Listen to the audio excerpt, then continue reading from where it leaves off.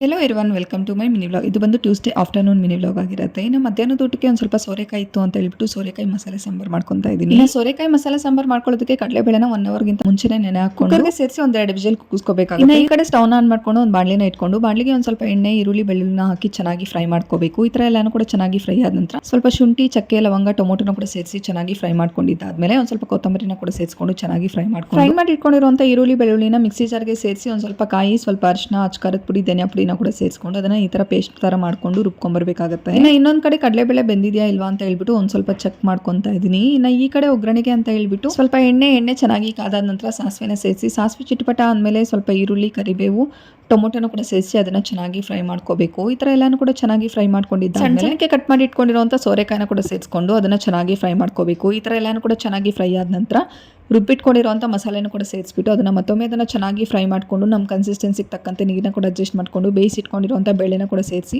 ರುಚಿಗೆ ತಕ್ಕಂತೆ ಉಪ್ಪನ್ನ ಕೂಡ ಸೇರಿಸ್ಕೊಂಡು ಕುಕ್ಕರ್ನಿಂದ ಕ್ಲೋಸ್ ಮಾಡಿ 1 ವಿಜಿಲ್ ಕೂಗಿಸ್ಕೊಂಡ್ಬಿಟ್ರೆ ಸಾಕು. ಸಕ್ಕ ಟೇಸ್ಟಿಯಾಗಿರುವಂಥ ಸಾಂಬಾರ್ ತುಂಬ ಚೆನ್ನಾಗಿ ರೆಡಿಯಾಗಿರುತ್ತೆ. ಇನ್ನು ಈ ಕಡೆ ಅದಕ್ಕೆ ಕಾಂಬಿನೇಷನ್ ಆಗಿ ಮುದ್ದೆ ಮಾಡ್ಕೊಂಬೇಡ ಅಂತ ಹೇಳ್ಬಿಟ್ಟು ಮುದ್ದೆಗೆ ಹೆಸರನ್ನ ಕೂಡ ಇಟ್ಕೊಂಡು ಮುದ್ದೆ ಕೂಡ ಕಟ್ಕೊಂಡಿದ್ದಾಯಿತು.